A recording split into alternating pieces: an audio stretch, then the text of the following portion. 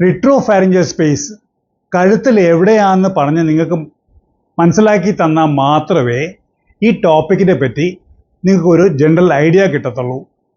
അങ്ങനെ ഉണ്ടെങ്കിൽ ഇത് എന്തുകൊണ്ടാണ് ഈ രീതിയിൽ നമ്മൾ മാനേജ് ചെയ്യുന്ന ഒരു എമർജൻസി ആയിട്ട് എടുക്കാൻ കാര്യം എന്താണെന്ന് മനസ്സിലാവത്തുള്ളൂ. അപ്പോൾ ഞാൻ അവിടെ വെച്ച് തുടങ്ങാം. ഇടതേ സൈഡിൽ കാണുന്ന പിക്ചറാണ് ടോൺസിൽസിൻ്റെ. വാ തുറന്ന് നോക്കുമ്പം ഈ പിക്ചറിൽ കാണുന്ന പോലെ ഇതാണ് ടോൺസിൽസ്. ഇത് റിയൽ പിക്ചർ. ഇത് രണ്ടും ടോൺസിൽസ്. അപ്പോൾ ഈ ഭാഗത്തിനാണ്, മൂക്കിന്റെ ബാക്കിൽ നിന്ന് താഴോട്ട് ഇങ്ങനെ പോകുന്ന ആ ഭാഗത്തിനാണ് ഫാരിങ്സ് എന്ന് പറയുന്നത്. അപ്പോൾ ഈ നേരെ കാണുന്ന ഭാഗം ഉണ്ടല്ലോ, അത് ഫാരിങ്സ് ആണ്. ഇത് മൊത്തം ഈ ടോൺസിലിന്റെ ബാക്കിലുള്ള എല്ലാം. അപ്പോൾ റിട്രോ ഫാരിങ്സ് എന്ന് പറയുമ്പം ഈ ഫാരിങ്സിന്റെ ബാക്കിലുള്ള സ്പേസ്. ഞാൻ ഒരു പിക്ചറും കൂടെ കാണിക്കാം. അപ്പോൾ ഇതിനകത്ത് നോക്കുവാണെങ്കിൽ ടോൺസിൽ ഇവിടെ ആയിട്ട് വരും. ഇത് മൊത്തം ഫാരിങ്സ് ആണ്. ഇത് മൊത്തം ഫാരിങ്സ് ആണ്. അപ്പോൾ ഇതിൻ്റെ ബാക്കിൽ റിട്രോ ഫാരിങ്സ്, ഇതിൻ്റെ ബാക്കിലാണ് ആ സ്പേസ് വരുന്നത്. അവിടെ ഒരു സ്പേസ് ഉണ്ടോ എന്ന് ചോദിച്ചാൽ ശരിക്കും ഒരു സ്പേസ് ഇല്ല. ഒരു ചെറിയ എക്സാമ്പിളായിട്ട് പറയുകയാണെങ്കിൽ ഈ ബലൂണ് ബ്ലോ ചെയ്യുന്നു, കൊളാപ്സ് ആയിട്ടാണ് കിടക്കുന്നത്. അപ്പം അതിനകത്ത് സ്പേസ് ഉണ്ടോ എന്ന് വെച്ചാൽ നമ്മൾ എയർ ബ്ലോ ഇൻ ചെയ്താൽ, ഉയർപ്പിച്ചാൽ അതിനകത്ത് സ്പേസ് ഉണ്ടാവും. അപ്പോൾ അതിനകത്ത് എന്തെങ്കിലും സ്പേസിനകത്ത് എന്തെങ്കിലും കയറുവാണെങ്കിൽ അത് വികസിക്കും, ഇല്ലെന്നുണ്ടെങ്കിൽ അത് കൊളാപ്സ് ആയിട്ട് തന്നെ കിടക്കും. അപ്പോൾ ഈ റിട്രോ ഫാരിങ്സിന്റെ ബാക്കിൽ കാണുന്ന റിട്രോ എന്ന് വെച്ചാൽ പിന്നെ ബാക്കിലുള്ളത് സ്പേസിലാണ് ഇൻഫെക്ഷൻ ഉള്ളത്. അപ്പോൾ വേറെ ഒരു പിക്ചർ കാണിക്കുവാണെങ്കിൽ ഇത് കൂടുതലും മെഡിക്കൽ സ്റ്റുഡൻസിന് അറിയാനുള്ളതാണ്. അപ്പോൾ ഈ ഓറഞ്ച് കളറിന്റെ ഫ്രണ്ടിലുള്ള റിട്രോഫാരിഞ്ചൽ സ്പേസ്, അതിൻ്റെ ഫ്രണ്ടിൽ ബക്കോഫാരിഞ്ചൽ ഫേഷ്യയും അതിൻ്റെ ബാക്കിൽ ഏലാർ ഫേഷ്യയും ഉണ്ടാവും. ഇത് മെഡിക്കൽ സ്റ്റുഡൻസിനുള്ളതാണ്. അപ്പോൾ ഈ സ്പേസിലാണ് ഇൻഫെക്ഷൻ ഉണ്ടാവുന്നത്. അപ്പോൾ ആ സ്പേസിൽ ഇൻഫെക്ഷൻ ഉണ്ടായാൽ അത് കുറച്ച് ദിവസങ്ങൾ, ഒരു മാസത്തിനകത്ത് കുറേ ദിവസങ്ങളായിട്ടുണ്ടെങ്കിൽ അതിനെ അക്യൂട്ട് എന്ന് പറയും. ഇത് കൂടുതലും കാണുന്ന പിള്ളേർക്ക്, 6 വയസ്സിൽ കുറവുള്ള പിള്ളേർക്ക്. കാരണം പറഞ്ഞുതരാം.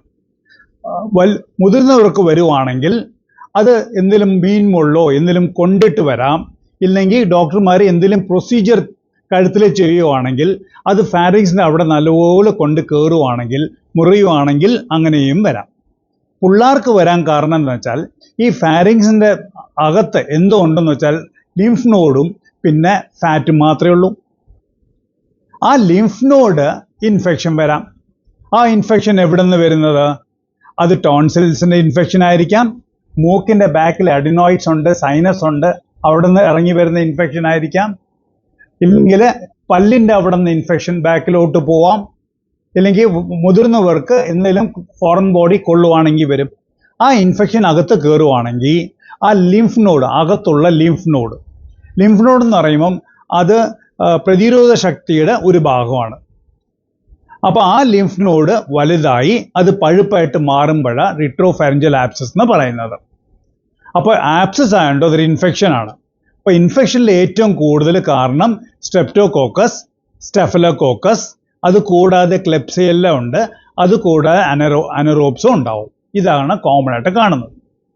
അപ്പോൾ പേഷ്യൻ്റെ കംപ്ലൈൻറ്റ് പനി വെച്ച് തുടങ്ങും, തൊണ്ടവേദന ഉണ്ടാവും, എന്തെങ്കിലും കഴിക്കുമ്പം തൊണ്ടയിൽ ഭയങ്കരമായിട്ട് വേദന എടുക്കുന്നുണ്ട്, മിഴുങ്ങാൻ പറ്റത്തില്ല എന്ന് പറയും. മിഴുങ്ങാൻ പറ്റത്തുണ്ട്, തുപ്പലെല്ലാം ഫ്രണ്ടിലോട്ട് വരും, ഡ്രൂളിങ് ഓഫ് സലൈവ, ചുമയുണ്ടാവും, ശബ്ദം മാറും, വായിക്കാത്ത എന്തോ വച്ച് സംസാരിക്കുന്ന പോലെ അങ്ങനെ ആയിരിക്കും സൗണ്ട്. അങ്ങനെ ട്രീറ്റ് ചെയ്യാതെ വിടുവാണെങ്കിൽ അത് കൂടിക്കൂടി ശ്വാസം മുട്ടലിൽ പോയി നിൽക്കും. പേഷ്യനെ നമ്മൾ കാണുമ്പം പനിയുണ്ടാവും, നെഞ്ചിടിപ്പ് കൂടുതലായിരിക്കും, ഹാർട്ട് റേറ്റ് കൂടുതലായിരിക്കും, ശ്വാസം എടുക്കാൻ പറ്റാത്തതുകൊണ്ട് ടാക്കിപ്നിയ കാണും, റെസ്പിറേറ്ററി റേറ്റ് കൂടുതലായിരിക്കും. നേരത്തെ പറഞ്ഞ പോലെ സലൈവ ഇങ്ങനെ തുപ്പൽ വെളിയിലോട്ട് വരുന്നു, അത് വിഴുങ്ങാൻ പറ്റുന്നില്ല. കഴുത്ത് കുറച്ച് മുകളിലോട്ട് നോക്കും, അവർ ആശ്വാസം കിട്ടും, ശ്വാസം എടുക്കാനും വേദന സ്ലൈറ്റായിട്ട് കുറയും, ശ്വാസം എടുക്കാൻ ബുദ്ധിമുട്ട് കാണും. അപ്പോൾ വാ തുറന്ന് നോക്കുമ്പം വാടെ ഏറ്റവും ബാക്കിൽ ഒരു സൈഡിലായിട്ട് ഒരു വീക്കം കാണാം. അത് ചുമന്നിരിക്കാൻ ഒരു സൈഡിലായിട്ട് മാത്രമേ കാണത്തുള്ളൂ.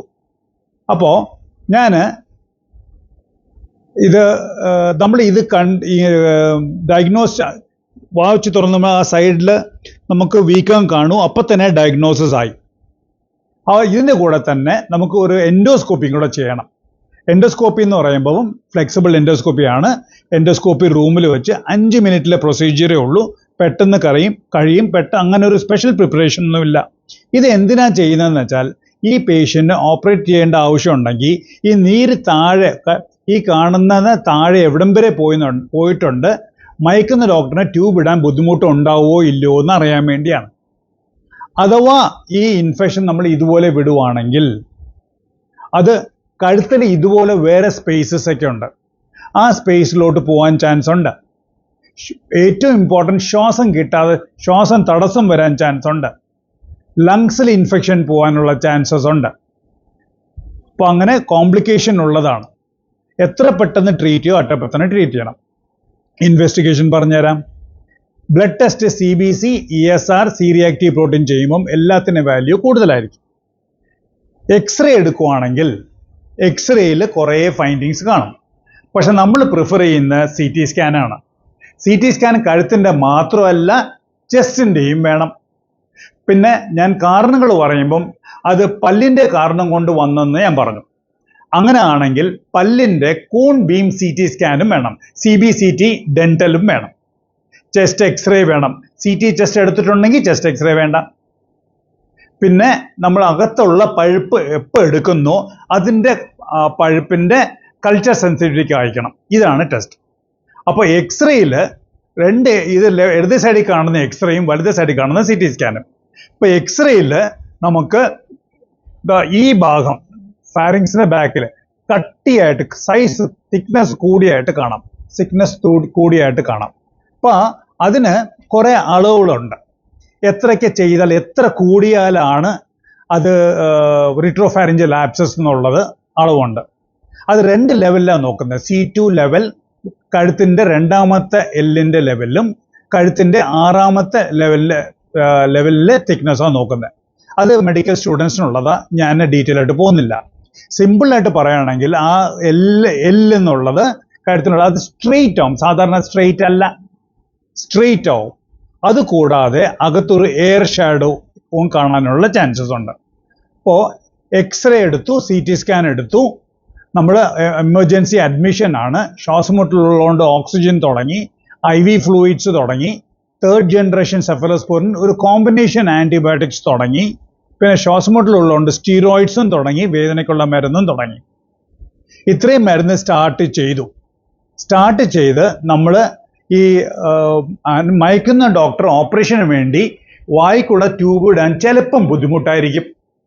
അങ്ങനെ ആണെങ്കിൽ ആ പേഷ്യൻറ്റിന് വെളിയിൽ കൂടെ ഒരു ഹോൾ ഇടണം കഴുത്തിൽ, ട്രക്കിയോസ്റ്റോമി എന്ന് പറയും. അപ്പോൾ നമ്മൾ ഓപ്പറേഷന് പോകുമ്പോൾ ട്രക്കിയോസ്റ്റോമിക്കുള്ള കൺസെൻറ്റ് എടുക്കും. ചെയ്തിട്ടേ ചെയ്യത്തുള്ളൂ. അത് ചെയ്യേണ്ടി വന്നാൽ വേണം എന്ന് വിചാരിച്ചിട്ട്. അപ്പോൾ ഓപ്പറേഷൻ എന്താണെന്ന് വെച്ചാൽ, ആദ്യം നമ്മൾ പേഷ്യനെ മയക്കി കഴിഞ്ഞ് നമ്മൾ ആ പൾപ്പ് നീഡിൽ വെച്ച് ഉരിച്ചെടുക്കും.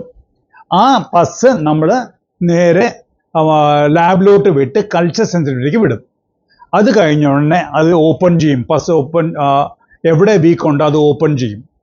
ഓപ്പൺ ചെയ്ത് പൾപ്പ് മൊത്തം ഉരിച്ചെടുക്കും. കംപ്ലീറ്റ് ആയിട്ട് ഉരിച്ചെടുത്ത് കഴിഞ്ഞിട്ട് ഒരു മൂക്ക് വഴി ഒരു ട്യൂബ് ഇടും. അതെന്തിനാന്ന് വെച്ചാൽ, അത് ചെയ്ത് കഴിഞ്ഞാൽ 2-3 ദിവസം ചിലപ്പോൾ കുട്ടി കഴിക്കത്തില്ല, മുതിർന്നവരാണെങ്കിലും ചിലപ്പോൾ കഴിക്കത്തില്ല. അപ്പോൾ അതുകൊണ്ട് ആ ട്യൂബ് വഴി ആഹാരം കൊടുക്കാൻ വേണ്ടിയാണ്. എപ്പോൾ നല്ലപോലെ കഴിക്കുന്നോ അപ്പോൾ തന്നെ അവർ ഊരുകയും ചെയ്യും. അപ്പോൾ ഈ ട്യൂബ് ഇടണം, എല്ലാ ഹോസ്പിറ്റലിൽ ഇടണം എന്ന് നിർബന്ധമില്ല. ഇടുവാണെങ്കിൽ നല്ലത്, ഇട്ടില്ലെങ്കിലും കുഴപ്പമില്ല. ഇടുന്ന എന്തിനാ കാരണം എന്ന് ഞാൻ പറഞ്ഞു തന്നു. ഇപ്പോൾ ഇത് വാ വഴിയാണ് നേരത്തെ ഞാൻ കാണിച്ച ഓപ്പറേഷൻ എല്ലാം. ചിലപ്പം അത് മതിയാവത്തില്ല, ബിക്കോസ് അത് ഭയങ്കര കൂടുതൽ എക്സ്റ്റെൻഡ് ചെയ്ത് താഴോട്ട് പോയിട്ടുണ്ടാവും. അങ്ങനെ ആണെങ്കിൽ വെളിയിൽ കഴുത്ത് വഴിയായിരിക്കും ഓപ്പറേറ്റ് ചെയ്യുന്നത്.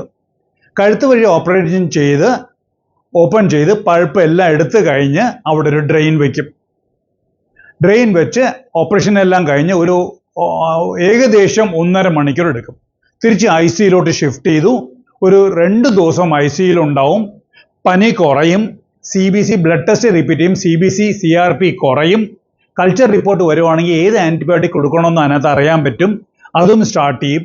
എപ്പോൾ CBC CRP നല്ലപോലെ കുറയുന്നു, ഒട്ടും പനിയില്ലാതിരിക്കുന്നു, കുട്ടി കഴിക്കാൻ തുടങ്ങുവാണെങ്കിൽ അത് ചിലപ്പം 3 ദിവസമായിരിക്കാം, ചിലപ്പോൾ 5 ദിവസമായിരിക്കാം, ചിലപ്പം 7 8 ദിവസമായിരിക്കാം. എപ്പം നല്ലപോലെ കഴിക്കാൻ തുടങ്ങുന്നു, എപ്പം പനി ഒട്ടും ഇല്ലാതാണെങ്കിൽ അവരെ ഡിസ്ചാർജ് ചെയ്യും. ഡിസ്ചാർജ് ചെയ്യുന്ന സമയത്ത് എക്സ്ട്രാ എത്ര ദിവസം വേണം ആൻറ്റിബയോട്ടിക് എന്ന് വെച്ചാൽ അത് കണക്കാക്കി നിങ്ങൾക്കൊരു ആൻറ്റിബയോട്ടിക്കിൻ്റെ കോഴ്സും വേദന ഉണ്ടെങ്കിൽ കഴിക്കാനുള്ള മരുന്നും ആൻറ്റിബയോട്ടിക്കിൻ്റെ കൂടെ വൈറ്റമിൻസും തരുന്നതായിരിക്കും.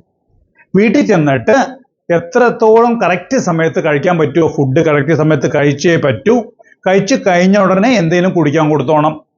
അഥവാ ഞാനിപ്പോൾ പറയുന്ന കാര്യങ്ങളിൽ എന്തെങ്കിലും ഒരു സംഭവം ഉണ്ടാവുകയാണെങ്കിൽ ഉടനെ തന്നെ തിരിച്ച് ഡോക്ടറുടെ അടുത്ത് പോകുന്നതന്നെ വേണം. ഏതൊക്കെയാണെന്ന് വെച്ചാൽ വീണ്ടും വീട്ടിൽ വന്നു കഴിഞ്ഞിട്ട് പനി വന്നു, അത് പനി കൂടിക്കൂടി വരുവാണെങ്കിൽ, പിന്നെ നേരത്തെ പോലെ കഴിക്കാൻ പറ്റുന്നില്ലെന്നുണ്ടെങ്കിൽ, കഴുത്തനക്കാൻ പറ്റുന്നില്ലെന്നുണ്ടെങ്കിൽ, ചുമ കൂടിക്കൂടി വരുന്നു, ശ്വാസം മുട്ടൽ വരുവാണെങ്കിൽ അതിൻ്റെ അർത്ഥം ഈ പഴുപ്പ് വീണ്ടും വന്നിട്ടുണ്ട് എന്നർത്ഥം. അങ്ങനെ ചാൻസ് ഉണ്ടോ? ഉണ്ട്. അങ്ങനെ ഉണ്ടാവാറുണ്ടോ? എല്ലാ കേസിലും ഉണ്ടാവാറില്ല. പക്ഷേ ഇത് അറിഞ്ഞിരിക്കുന്നത് നല്ലതാണ്. അങ്ങനെ ഇതിൽ ഏതെങ്കിലും കൂടി വരുവാണെങ്കിൽ മാത്രം നിങ്ങൾ തിരിച്ച് ഡോക്ടറുടെ അടുത്ത് പോയാൽ അതനുസരിച്ച് അവർ ഇൻവെസ്റ്റിഗേറ്റ് ചെയ്ത് അവർ അതിൻ്റെ ട്രീറ്റ്മെൻറ്റ് തരുന്നതായിരിക്കും. ഇങ്ങനെയാണ് അക്യൂട്ട് റെട്രോഫാരിഞ്ചൽ ആബ്സസ് എന്നുള്ള ഒരു ഡേഞ്ചറസ് ആയിട്ടൊരു കണ്ടീഷൻ കറക്റ്റ് സമയത്ത് ട്രീറ്റ് ചെയ്യില്ലെങ്കിൽ അത് ജീവൻ പോലും എടുക്കാൻ പറ്റുന്ന ഒരു കണ്ടീഷനാണ് അത്. അത് എത്ര പെട്ടെന്ന് ട്രീറ്റ്മെൻറ്റ് ചെയ്യാൻ അത്രയ്ക്ക് നല്ലതാണ്. അത് ഈ രീതിയിലാണ് അക്യൂട്ട് റെട്രോഫാരിഞ്ചൽ ആബ്സസ് നമ്മൾ ചികിത്സിക്കുന്നത്. നമസ്കാരം.